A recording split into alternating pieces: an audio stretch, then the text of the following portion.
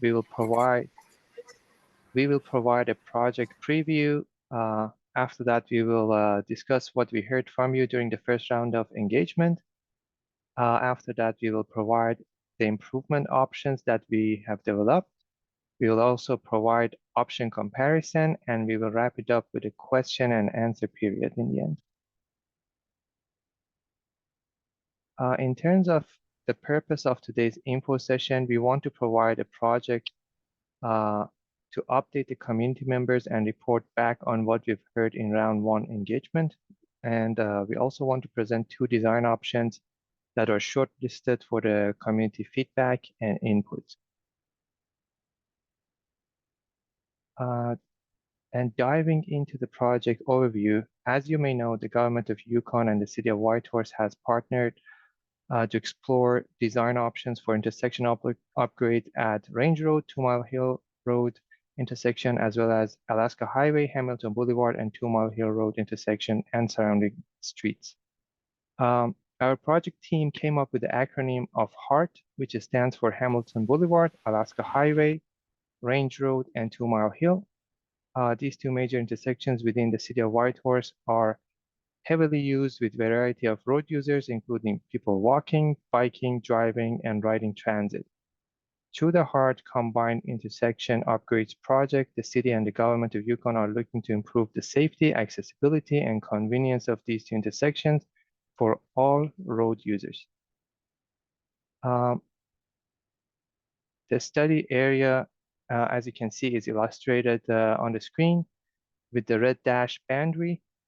It encompasses the 2 core intersections and the adjacent areas. While the main part of the work will be to look at the improvements of these 2 intersections, the study will also be layering on considerations for connections into neighborhoods and adjacent land uses. And in terms of the overall project goals, we want to ensure that these 2 intersections align with the needs of people walking, biking, riding transit, and driving. We are also exploring a range of design options to reduce congestion, improve mobility, and enhance safety at the intersections. We are also working with the public and stakeholders to develop improvement options to make the walking, biking, transit, and driving easier, safer, and more enjoyable for the road users.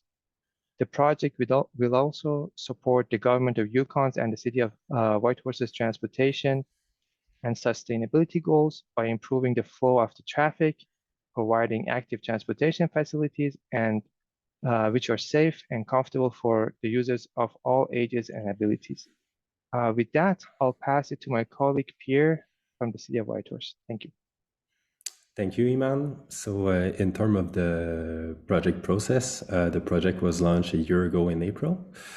And round one engagement and phase 1 work was completed to understand the current conditions, issues, and opportunities.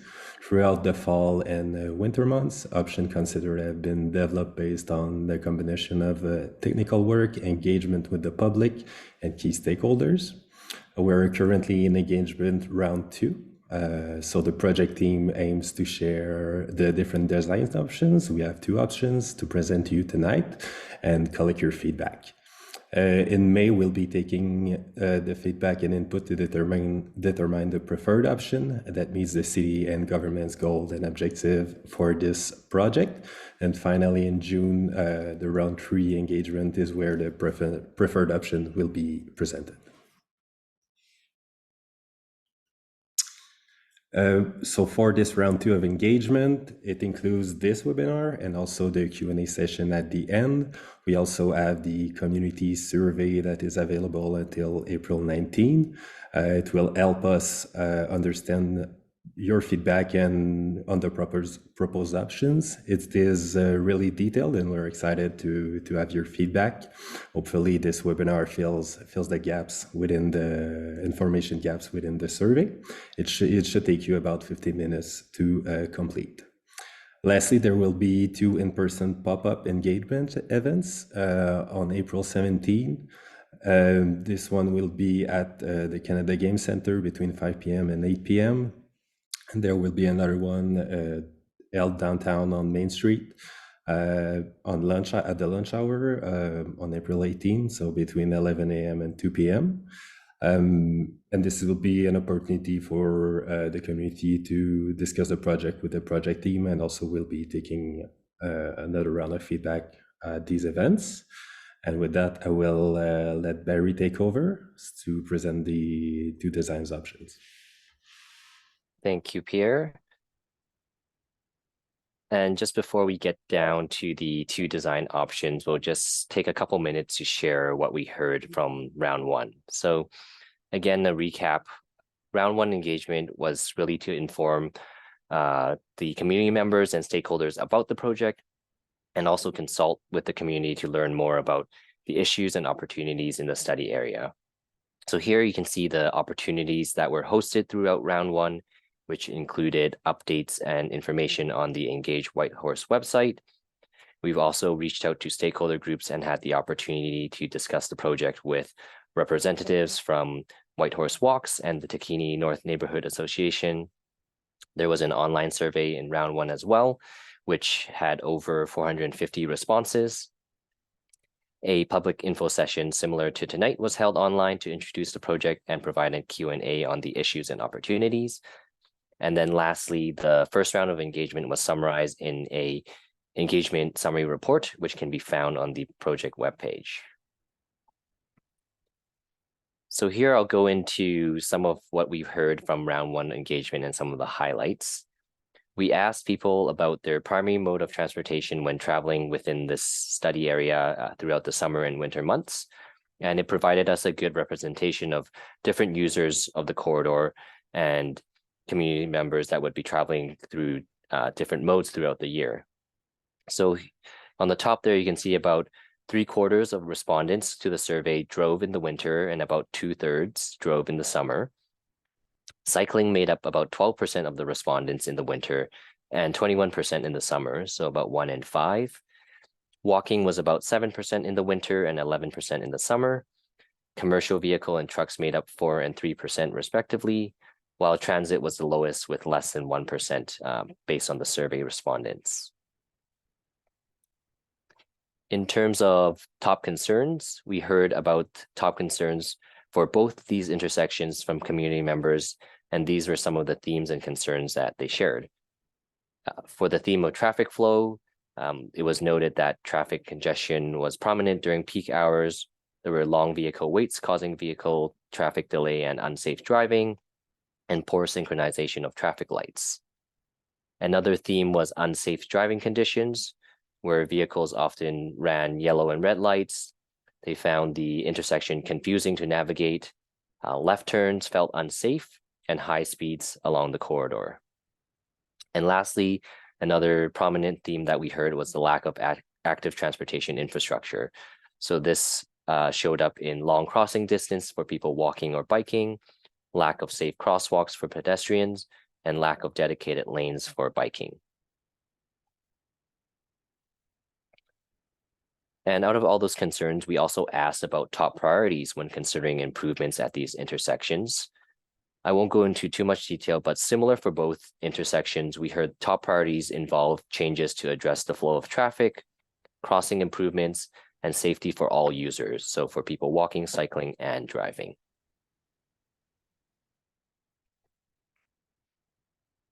So as Pierre and Iman mentioned, 2 options were advanced throughout the design process, and we'll walk through each one, describing the key features and advantages and disadvantages based on our initial traffic modeling and concept review. To develop these options for the intersection improvements, the project team considered the top priorities that were identified from the first round of engagement, an independent road safety audit for the study area, as well as a variety of treatments to tackle the core challenges related to traffic flow, safety, and crossing improvements. This included ideas on diversions and movement restrictions, grade separation, different traffic control measures, and laning adjustments. These themes were reviewed and screened at a high level to inform the treatments advanced into the 2 main improvement options that you'll see here today. So here we have the two main options that were advanced, which we'll go into more detail to highlight the key features of each shortly. Both of these intersections are made up of a combination of improvements aimed at improving safety, traffic flow, and connections for people walking and cycling. At a higher level, the overall difference between these two options is that option 1 requires less construction consisting of targeted changes to laning, and both intersections at Range Road and Alaska Highway would remain as signal controlled. Whereas option 2 on the right-hand side reconfigures Alaska Highway intersection into a dual roundabout and the Range Road intersection with some movement restrictions for motor vehicle traffic and restrictions for crossings. And this would allow for greater improvements to traffic flow, which altogether requires more reconstruction of the street, and it is expected to be at a higher cost investment. So here we'll start with the key features of option 1. We'll run through some of the highlights that are accompanied by the letters you see on the screen here and walk through each one. Starting at the Alaska Highway intersection, looking at improvement A, we have the implementation of dual left turn lanes from southbound Alaska Highway onto eastbound 2 Mile Hill Road. And this improves the flow of traffic towards downtown. The dual left turn lane also provides more vehicle storage to lessen the impact of queues that often back up on the hill onto the highway. Next, for improvement B, we have the addition of protected only left turns at both intersections. What this is a safety improvement by providing a dedicated signal phase for left turns, which minimizes collision potential caused by conflicting movements between the left turning vehicles and oncoming traffic, pedestrians or cyclists at the crosswalks. This treatment also mitigates the challenge of limited sight lines for drivers due to the bend of the road. And as we've heard earlier, that one of the top concerns here was people often felt unsafe turning left. An example of this in the region is the left turn signal at Alaska Highway and Robert Serviceway to the south of the study area, which currently has a protected only left turn signal. Here at improvement C on the northeast corner of Alaska Highway, option 1 includes a redesign of the slip lane, also known as a channelized right turn from 2 Mile Hill onto Alaska Highway into what's called a smart channel geometry. This improves the sight lines for all users and encourages a slower speed for drivers turning at a sharper angle. Next, we have improvement D, shown here on the southeast corner of Alaska Highway, where the removal of the northbound slip lane is proposed to improve safety by improving visibility, slowing turning speeds, and simplifying the intersection for drivers and people walking or cycling. Next, the improvements shown here with the letters E proposed for option 1 includes transit priority measures across the two intersections, which would reduce delays for buses by allowing them to bypass queues of traffic through dedicated queue jump lanes and or transit signal priority. And for improvement F shown here, we have off-street improvements by providing separated sidewalk and bike path along 2 Mile Hill, where there's currently just a combined multi-use pathway, so completing the separated facilities in the network. And then turning our attention to the Range Road intersection, this option includes an addition of an east crosswalk that is currently not present at this intersection, shown at G on the figure, and this improves pedestrian connectivity locally at this intersection.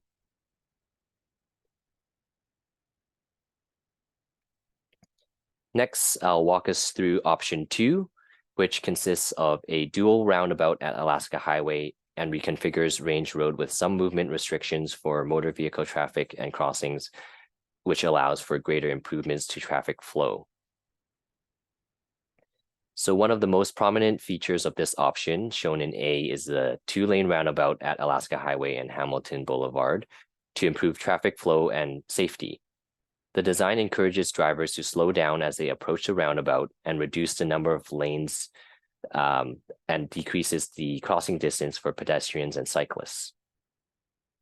So you can see here that the existing cross-section of Alaska Highway is quite wide comparatively to what a reduced cross-section with a roundabout configuration can be. So it's shown in the orange arrows there for comparison, existing versus proposed.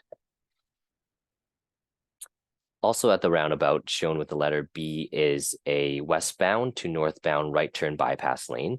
And this is to accommodate the high volume of traffic flow from downtown onto the highway.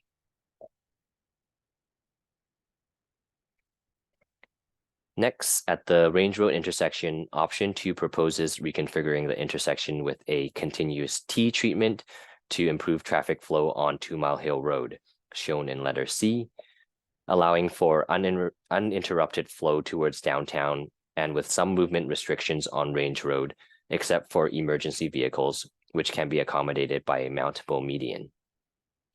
The restricted movements include northbound and southbound vehicle traffic that crosses 2 Mile Hill Road, the northbound left-hand turns for vehicles from Range Road South, and the westbound left turns for vehicles onto Range Road South from 2 Mile Hill. All these movements would be served by the roundabout at Alaska Highway and a new connector south of the intersection that we'll talk about in a few slides. And similar to what was described earlier for option 1, option 2 at Range Road also includes the addition of a protected only left turn from 2 Mile Hill Road to northbound Range Road, shown in letter D. And again, this eliminates the conflicts between left turning vehicles and pedestrians and cyclists at the crosswalk to the north, as well as with oncoming traffic, making it safer for everybody. And for traffic heading from Range Road North into downtown, there's an addition of a channelized lane shown in the letter E here, which for left turns coming from Range Road allows them to merge easily with eastbound traffic on 2 Mile Hill Road. Option 2 also features installation of a 2-stage pedestrian crossing shown in letter F with rectangular rapid flashing beacons or RRFBs between the 2 major intersections. This improves pedestrian safety while minimizes traffic delays. And with this configuration, the Range Road intersection, there's no signalized pedestrian crossing directly at the intersection location, and that allows for better flow of traffic to and from downtown. And option 2 also features transit improvements at the Range Road intersection with a pull-out bus stop and a westbound right turn only lane, except for buses, shown in letter G here, which allows buses to stay on the curbside lane and skip through queues at the 2 Mile Hill Road intersection. And again, another improvement that is similar to option 1. Option 2 also consists of improvements to the off-street facilities by providing separated walking and cycling paths along 2 Mile Hill, shown in letter H here. And lastly, the new connector that I mentioned earlier, south of the Range Road and 2 Mile Hill intersection, shown in letter I. This provides connectivity for drivers heading north and west on Range Road and allows them to bypass the 2 Mile Hill Road intersection with movement restrictions that were mentioned earlier. So to show this through a diagram, for people driving north on Range Road wanting to connect to Range Road North, the new connector in this option would route towards the roundabout at Alaska Highway and then a protected left turn onto Range Road. For those driving west, this connection also allows the traffic to bypass the 2 Mile Hill intersection, which previously would have been a left turn at the Range Road intersection. And for those wanting to access Range Road South, this option requires drivers to make the connection through Alaska Highway roundabout to continue south as shown. So for people coming either from 2 Mile Hill from the east or heading south on Range Road North, they would access the roundabout to make a right turn onto Range Road South.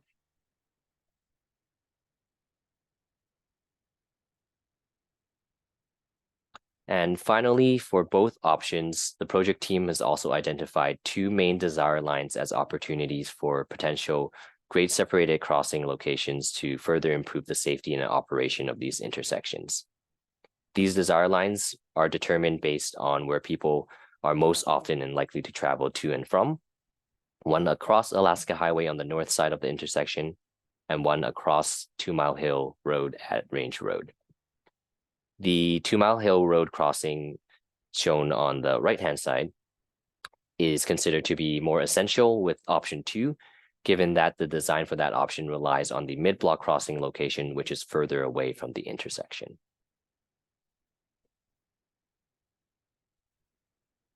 So next, I'll pass it over to my colleague Fujio to walk us through the comparison between the two options. Great. Thank you, Barry. So I will discuss more of the benefits and impacts of each option and how they compare with the existing conditions today. Next slide, please. So first of all, I'll give a quick summary of the option evaluation process that we took. So as mentioned, the two design options were compared against the existing condition today, as well as against each other. So firstly, a multimodal level service assessment, also known as MMLOS assessment, was conducted to compare the safety and operational improvements with respect to walking, cycling, transiting, and driving. The MMLOS assessment is a formal framework used by some of the other jurisdictions in Canada to analyze the level of service experienced by users of different types and different modes. So not only driving, which is more of a traditional lens. The assessment assigns a letter grade to each mode from A to F, with A being the best and F being the worst, as you can see on the right-hand side. So this considers factors such as crossing distance for active modes, conflict points between pedestrians, cyclists, and vehicles, the availability of transit priority measures, as well as traffic analysis results for traffic flow. We also supplemented the MMLOS assessment with a review of other factors, as the project team felt that the MMLOS assessment alone did not capture all of the benefits and impacts from the improvements options. The other factors were considered, including network connectivity, user separation, as well as pedestrian and cyclist comfort. So this summarizes the approach that were taken, and now I will walk us through a summary of the key improvements and impacts for each type of road user. So for each type of road user, I will start by giving a recap of the existing challenges and concerns, and then I will discuss some of the improvements as well as impacts from each option due to the treatments that Barry has described previously. So for walking, some of the existing challenges are long crossing distances at both intersections, as well as the lack of east crosswalk at Range Road and 2 Mile Hill Road intersection, as well as pedestrians often feel unsafe crossing the intersections. So in terms of option 1, the features that provides improvements and impacts to walking include reduced pedestrian vehicle conflict points by introducing a protected only left turn at both intersections. So this prevents the conflict points between walking and vehicle turning. As well, at the Range Road intersection, there's a new east crosswalk with reduced crossing distance that will provide additional safety for pedestrian, as well as connectivity for walking. For option 2, the roundabout design shortens the crossing distance with a reduction in the number of lanes. It also reduces the conflict points between vehicles and people walking at this intersection. Reduced pedestrian vehicle conflict points were also provided through the protected only left turns at the Range Road intersection in option 2. As well, at the Range Road intersection, a shortened intersection signal cycle length will reduce pedestrian wait times, increasing the comfort and connectivity of pedestrians in the area. Finally, a mid-block crossing on 2 Mile Hill Road is further away from Range Road intersection. So this is a bit of a disadvantage for this option, as there's no direct north-south connectivity at Range Road intersection. In terms of cycling, the existing challenges included gaps in the separated cycling facilities, long crossing distance at both intersections, similar to walking, as well as conflicts with turning vehicles. The improvements and impacts are quite similar to that of walking, so I'll give a quick recap. So the separated bike path and sidewalk along 2 Mile Hill Road to connect existing pathways and fill the gaps. So this provides additional safety on the corridors connecting between the two intersections. Reduce cyclists and vehicle conflict points by introducing protected left turns. This occurs at both intersections for option 1. For option 2, the added cycle path and sidewalk separation is also present, which improves safety. As well, the roundabout design, similar to walking, also shortens the crossing distance for cycling and reduces the conflict points between vehicles and cyclists. The reduced cyclist vehicle conflict points are also present at the Range Road intersection through the protected only left turns. And finally, the shortened cycle length at Range Road intersection also provides shorter wait times for cyclists crossing. And the mid-block crossing at the 2 Mile Hill intersection, in between the two intersections along 2 Mile Hill Road, is also a disadvantage for cyclists in a similar fashion.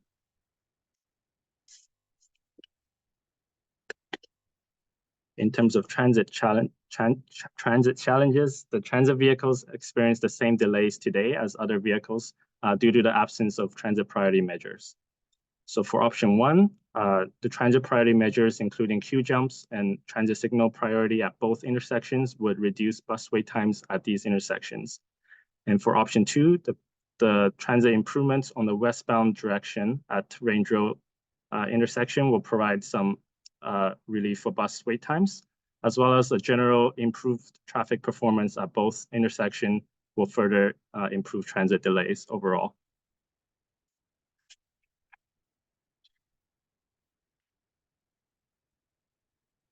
In terms of driving, the existing challenges, as mentioned previously, include traffic congestion during peak hours to and from downtown, as well as community members expressing concerns on feeling unsafe when turning left, confusing to navigate, as well as the high speeds through this area.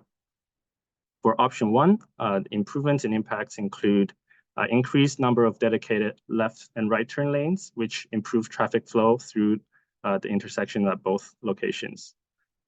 Also, the dual southbound left turn lanes at Alaska Highway will improve queue storage towards downtown from the highway and reduce queue spillback during peak hours. And also the elimination of conflicts between people opposing traffic as well as people walking and cycling is introduced through the protected only left turn phases at both intersections. In terms of option 2, the roundabout operation improves overall traffic performance quite significantly at the Alaska Highway intersection. Secondly, improved traffic flow on 2 Mile Hill Road is also provided through an uninterrupted flow at the Range Road intersection without any traffic signals in the westbound direction, as well as some movement restrictions that is more of a disadvantage for the north-south traffic. And finally, slight delays for northbound and southbound traffic, as mentioned, is introduced through option 2 due to the movement restrictions, which is served by the roundabout diversion.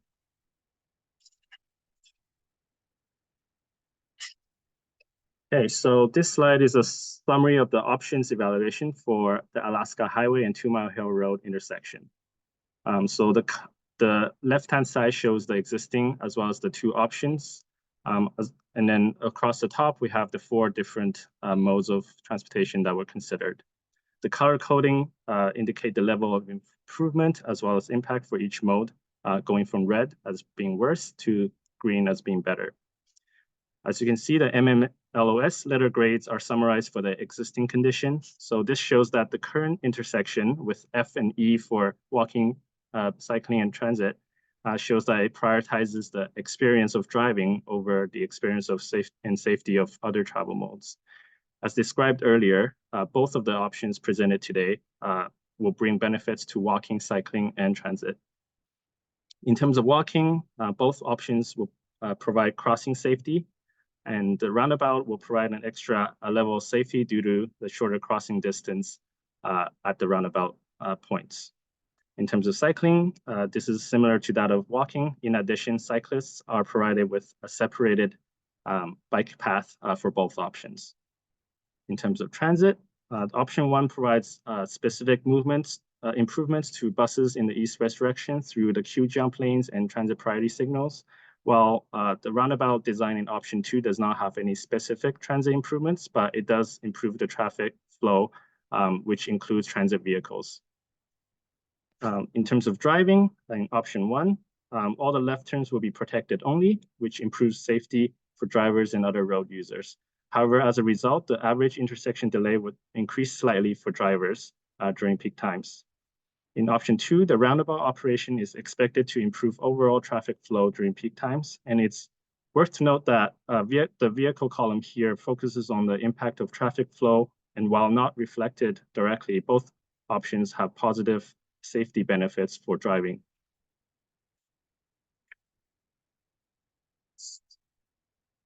Now we'll divert our attention to the Range Road and 2 Mile Hill Road intersection for a summary of the benefits and impacts. So again, the MMLOS letter grades are similar to the other intersection, which shows a prioritization of driving over other modes today.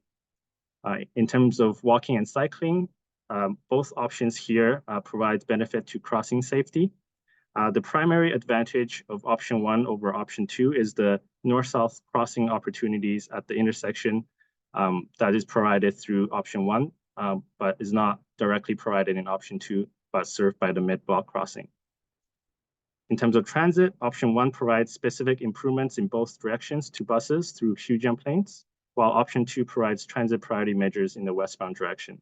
However, option 2 has a better traffic flow improvement, so that also improves transit in a similar fashion. In terms of driving, the left turns at this intersection will improve safety for drivers, similar to the other intersection. However, the traffic analysis shows that the intersection level service will remain similar to today at this intersection. In 2, the configuration of the improved the reconfiguration of the intersection will improve traffic flow overall, and especially in the west-eastbound direction with a free flow, non-signalized operation. However, the restricted movements does give a little bit of a disadvantage for this option, so that will be served by the roundabout redirection. So this will increase the travel time for those minor movements going across 2 Mile Hill Road at Range Road intersection. So this summarizes the overall benefits and impacts in terms of the different types of road users for both options. And now we will move to a time of question and answer. Great, we've had quite a few questions come through in the chat. So thank you everybody for submitting your questions. Please continue to type them in there as we go through some of them now with the project team. Sorry, let me just get my list here. So first question for the team. Driving personal vehicles is the highest user group in the area. This group is responsible for the peak times of congestion. Why is it that both options continue to prioritize personal vehicle traffic instead of focusing on designing the area to discourage personal vehicles and encourage public transit and active transportation?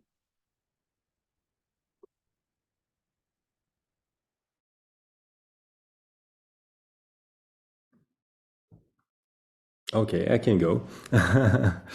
So for sure, this area is in the industrial area. It's kind of a highway area also. So for the foreseeable future, I mean, it's gonna the vehicles are gonna stay the primary mode of transportation through there.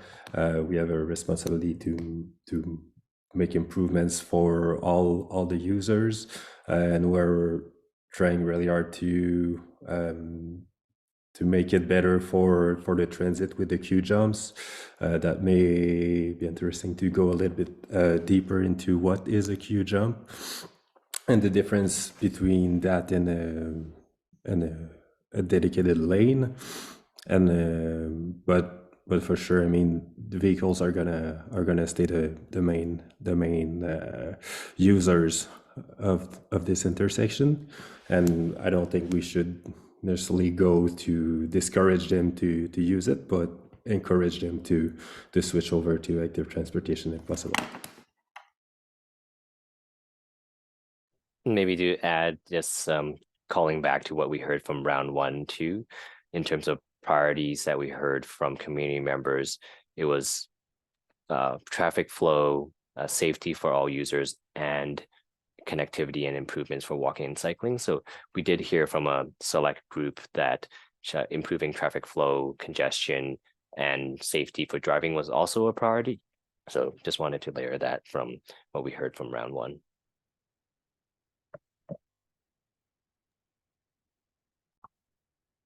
Great. Next question. I think, Pierre, you started answering this one in the chat, but just to, if you can clarify a little bit more about the protected left turn lanes that are currently in option 1, that they currently already exist. Yeah, well, maybe divert the question to Barry or Fujiu just to explain the difference between an advanced left turn and a protected left turn.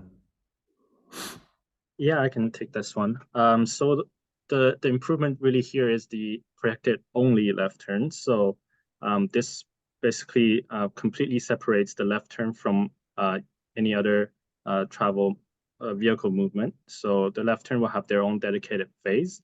Once that's done, the left turn will be kind of stopped and not be in conflict with any other movement. So you would so the difference with that in the advanced left is that advanced left has a protected phase, while followed by a yield phase, which introduces more risk for unsafe driving and collision because of the additional conflict points between different road users. So hopefully that kind of provides an explanation. And as Barry mentioned, the current example is further south at the south axis intersection with Alaska Highway.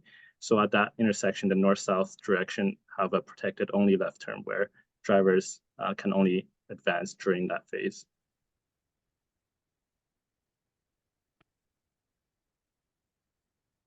Okay, great. Next question was around option 2. Looking for some further explanation around what letter C is in option 2.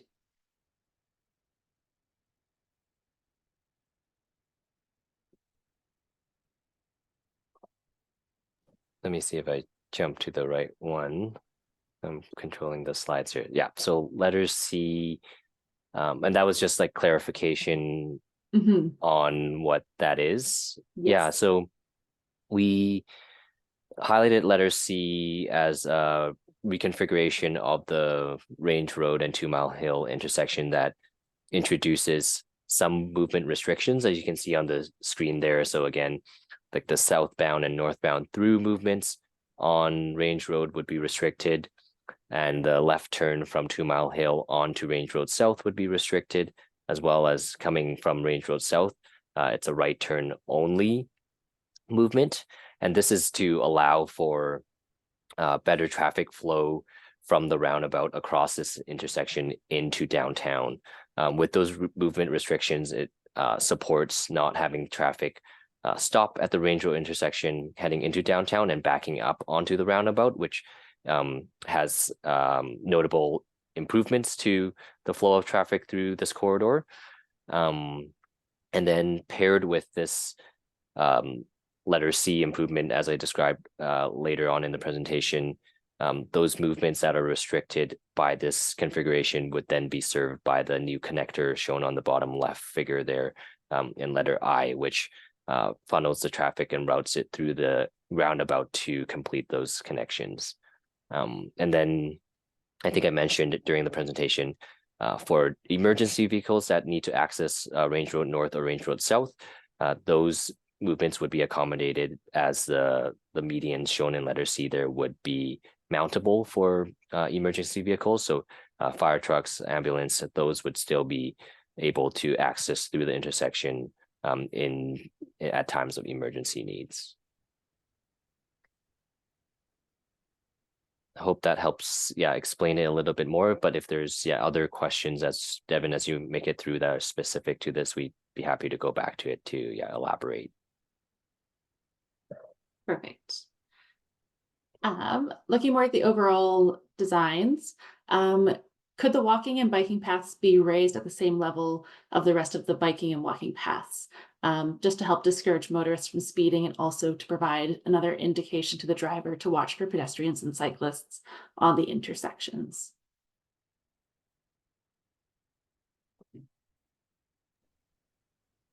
Let me just jump to the letter there. So yeah, the example of the new separated biking and walking paths. The idea would be to have it similar to the separated paths that's out there today. So it would be elevated to sidewalk level, curb height. It won't be at the same level as the roadway. So it'll be separated off street where there's boulevard separation between the travel lanes and the off-street facilities for walking and cycling too. So short answer to the question is yes, those can be raised, and that's the intention, is to have those elevated so that it's at sidewalk level. Perfect. I think the question was more of can like the traverse or the crosswalk be raised, so that's directly in the lane, so to be at the same level as the crosswalks and the bike paths. That's more of a traffic calming measure. That's not really what the intent of the project is on big arterial roads and the highway like that. So we're looking at those kind of traffic calming measures more in the local neighborhoods and stuff like that. So we do have traffic calming measure pilot project doing this summer. We had some last year and we're doing another this summer, but it's not in the scope of this project. I also would like to add in the option to, if the question is regarding crossing the roundabout, we would use the roundabout as a traffic calming measure. So the vehicles would slow down to go through the roundabout, so the pedestrians would have a better crossing experience, and the cross sections are already shortened quite a bit. So, and there's a center median in the middle. So that was to provide pedestrians with better protection against the vehicles.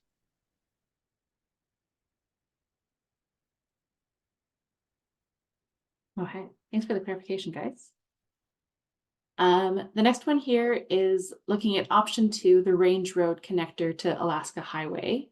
It's noted that this feels like that we're building the car infrastructure at the peril of active transportation. Curious if this feature could be scrapped to instead focus on encouraging active transportation modes by building safer and usable infrastructure that encourages people to leave their cars at home and take a bicycle instead.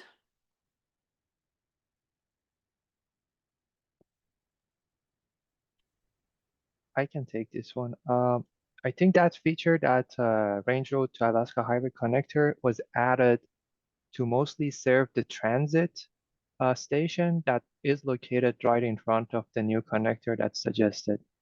So we know that taking out the true movement through Range Road would increase the transit times for the bus riders. So to try to help with the transit times, we added that new connector. So we are not only looking at bicyclists, we also are looking at other road users such as like transit and vehicles, and this feature was added for that.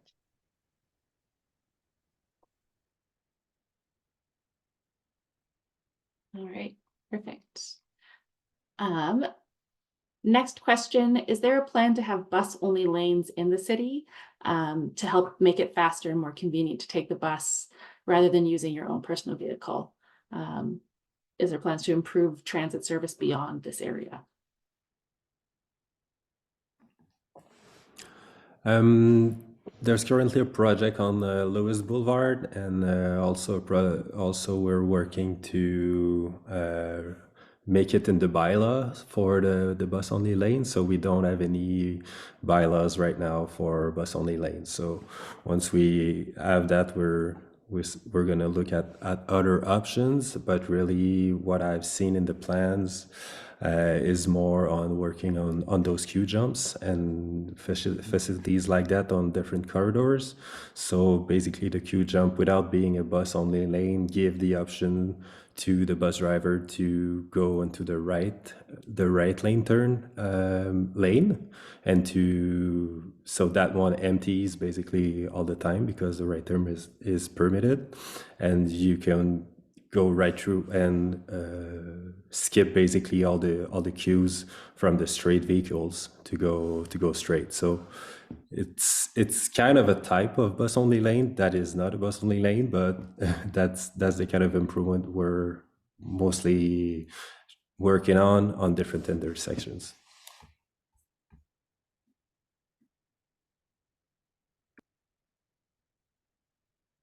Okay.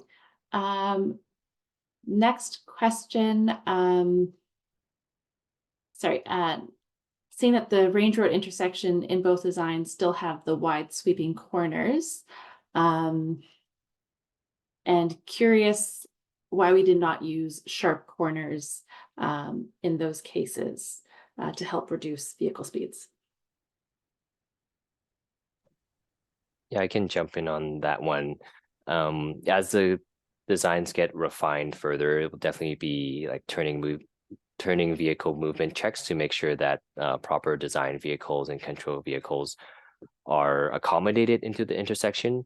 As you can kind of see on the image for Range Road on either of the options, the corners have been tightened up based on what's out there today already, and some of the corners, the southwest one, for example, you can see it's only one lane receiving on Range Road. So some of those corners where you're not turning into multiple lanes, a larger radius is needed to allow for, say, buses or moving trucks or larger vehicles to make those turns. So the corner design will be optimized to reduce it for slowing down speeds, improving the conditions for people walking and cycling, while still needing to accommodate the vehicles that do need to get in and out of those corridors.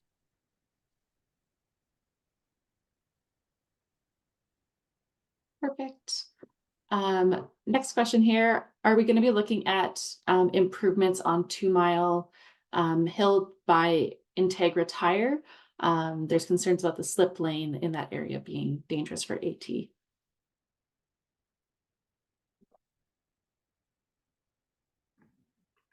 There's a project going on at that intersection. It's in the corridor project.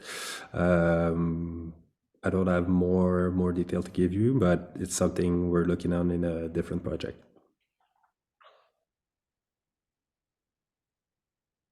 Okay, next question notes that in the BC Active Transportation design guides, it says that slip lanes are not recommended because of safety hazards. But for option 1, has a traffic analysis been done that demonstrates that the slip lane from 2 Mile Hill to northbound Alaska Highway is absolutely warranted here?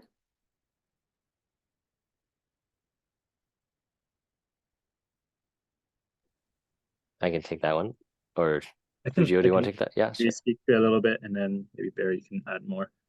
So because it is a dominant movement to facilitate the traffic between downtown and the highway to the north, we did do a traffic analysis, and that is definitely something that is part of the consideration for keeping that in. We did improve the geometry of that channelized turn to facilitate a safer experience for all users, especially the crossing of pedestrian cyclists. So that was kind of a middle point of facilitating both the existing kind of high volume of traffic between the two destinations, as well as providing a safer experience for road users.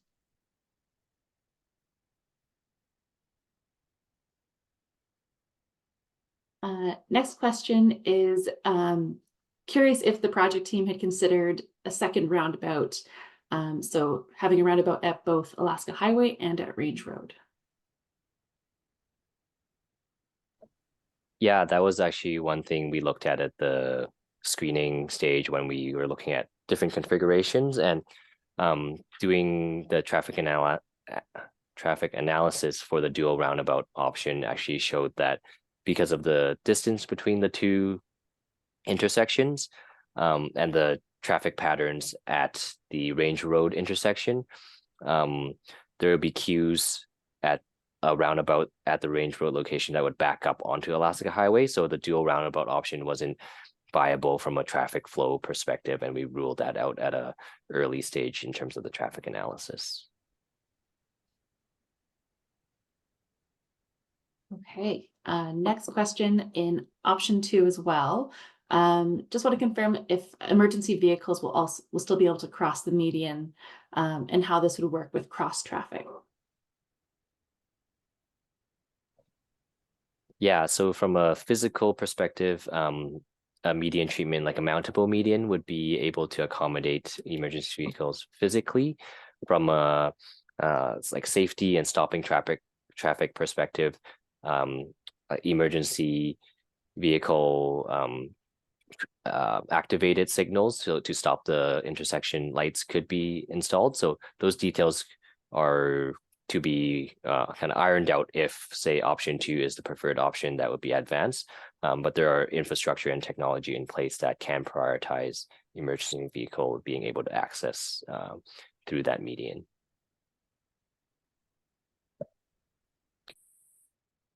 Thanks, Barry. Next question. If less than 1% of respondents claim to use transit through the area, why is it being prioritized in either of our situations? I can take that one. And the transportation master plan was just adopted by council, and the priority for the next up to 2040 is really to get people into transit. So it's the mode share we want at the city, to have the more growth of all the different modes. So we're taking those steps to align with the transportation master plan and to get people to do transit.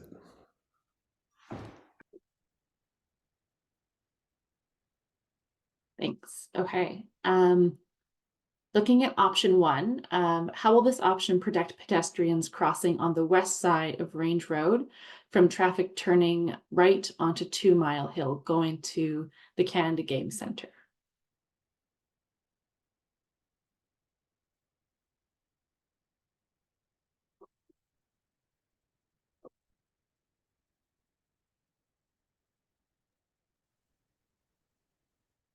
Sorry, which movement are we talking about again? Looking at option 1, for pedestrians crossing on the west side of Range Road, sorry, how will it protect them from traffic turning right onto 2 Mile Hill going to the Canada Game Centre? Do you want me to clarify what I mean there? When you're Sure. on the west side and you're trying to cross over the current crosswalk from the north to the south side on Range Road, people are driving on Range Road and they're turning right as if they're going to go up to the Canada Game Centre, and they cannot see people who are trying to cross. That is a high conflict point. I have almost gotten hit multiple times there, right there. And I see on option 2, you have sort of a lane where maybe people would be pulling in and maybe would be a little more considerate to slowing down. But in the first one, people could just swing around there and they still won't see people who are trying to cross at that intersection. That is a very fair point. I think this, as Barry mentioned, when we choose the design, which option we're going to go with, we're going to tighten up the corners, and we're going to, so this is, at this point, is mostly just like an conceptual design, but when we get into the detail, we would get those corners designed better for the design vehicle that we have in mind. And that would be something that I think we will consider for sure.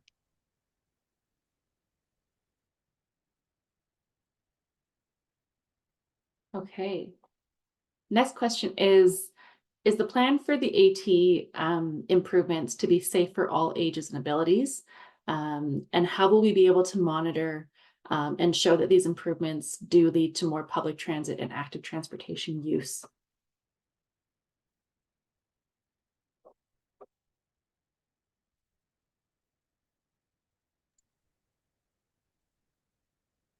Maybe I can start with the first part of the question. I think the improvements that are presented here for both options include separated bike paths and sidewalks. So that is, in terms of the guideline, considered a AAA facility, as it do separate the users.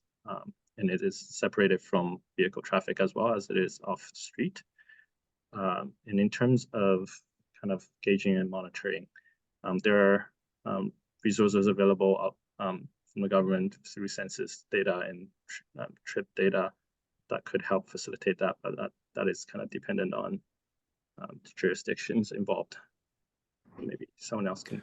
Yeah. Usually the mode shares for Yukon, at least, it's through the Canadian census. So that's for the overall mode share. But at the city and also YG, we have cameras to make counts at intersections. So that's something we can do. We already have a lot of counts of the current conditions. So we have the movements from pedestrian, bicycle, even classifications for the different vehicles. So we can do like a before and after we implement those changes. What are the people going across this intersection? So do we have more pedestrians or more bicycles? So using those cameras and making those traffic movement counts, we can have a better idea.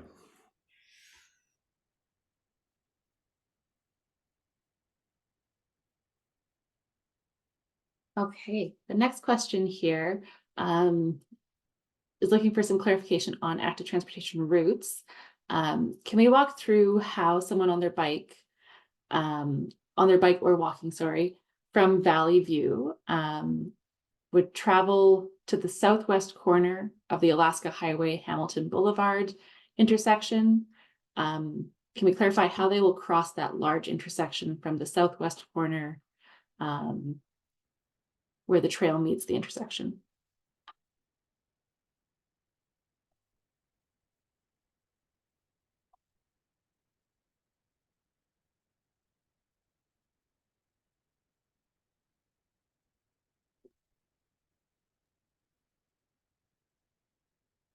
So do you mean people coming out from Valley View wanting to cross either north or east?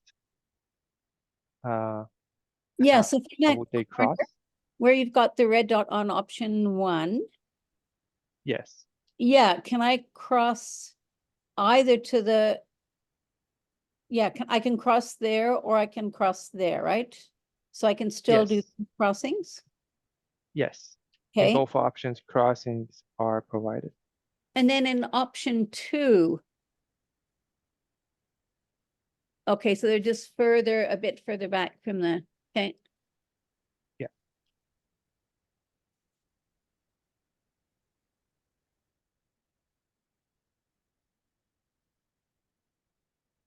Okay. Next question is for the option 2. Will the roundabout's pedestrian crossings be far enough back to allow cars to yield to a pedestrian while also allowing still full use of the lanes in the roundabout? Yes. Yeah, the roundabout design would be following those principles so that, yeah, it's exactly what it said. Yield conditions, enough storage for that's not backing up onto the roundabout. So kind of optimizing the two. Okay. Next question, have we included cycling crossing lights separate from pedestrian crossings so that the cyclist lights are automatic and longer than the pedestrian lights?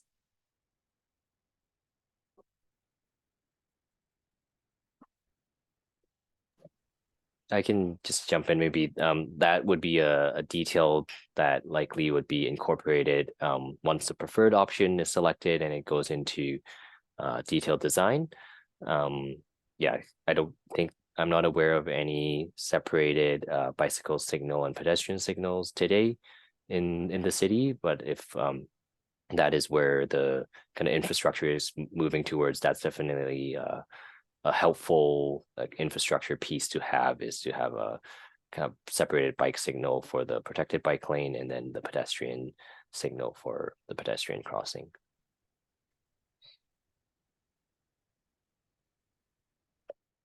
Okay, next question. Is there a plan for the AT lanes to be well groomed and maintained at all times? Do we have a plan or a policy in place?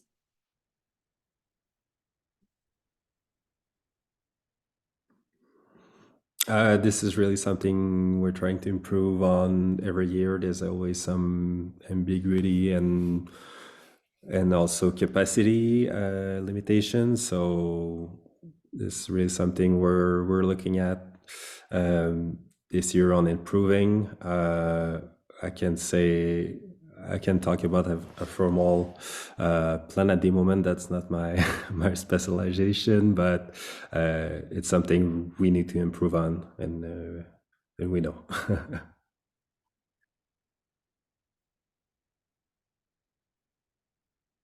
Okay, next question is curious about if we considered an overpass on the north side of 2 Mile Hill and Hamilton Boulevard heading towards the Canada Game Center.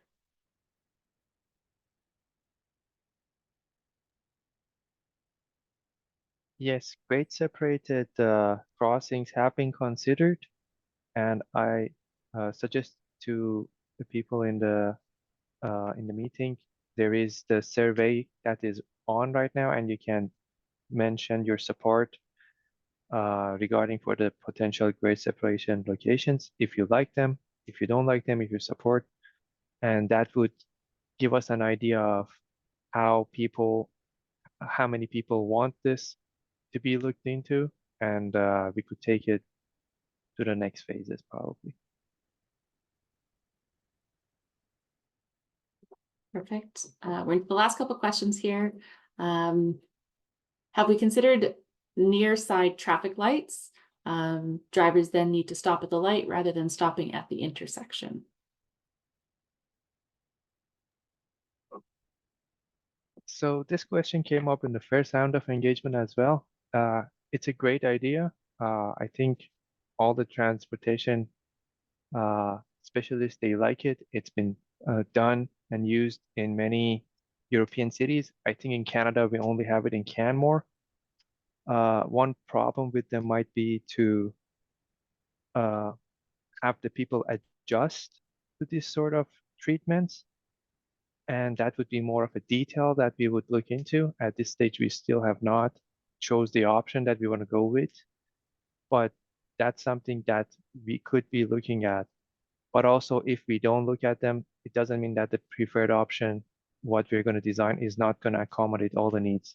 Basically, near side signals, what they do is they would let the cars to stop in a further distance from the intersection, and that would be safer for the pedestrians, and also they would reduce the amount of red light runners. But if the intersection is designed in a way that it's timed correctly and it prevents the red light running issue and it accommodates the pedestrians in a good way, you could also not use the near side signals as well. So it would be something that we have to decide on in the next stages. Great. Okay. And the last question I have here, have we considered in option 2 to make the new connector a transit only road if it is intended to be a key connection for transit?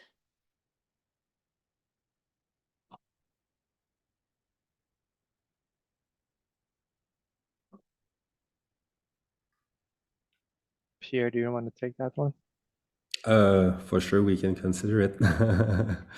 I mean, it's why we do those engagements. So I don't think we consider it at that point, but it's something we can look at more specifically with the transit operations. Yeah. Great. And I just wanted to say thank you to everybody for the thoughtful comments as well throughout the chat. I've been noting all of them down. And we also encourage you to share feedback in the online survey, but we'll also be taking all the comments from the chat and reviewing it with the project team.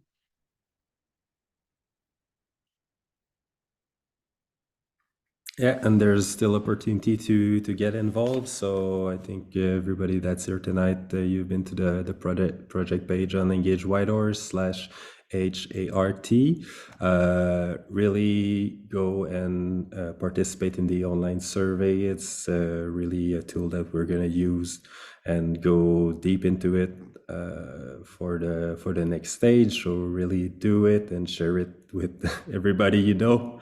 So we have good feedback, and it helps us to have leverage also if you want to put forward some solutions. So go ahead. You can come out to the in-person pop-ups. We have April 17 and 18. We have more details on the project website, and you can always submit your question through the Ask a Question tool on the project website. We try to respond as quick as possible. Thank you.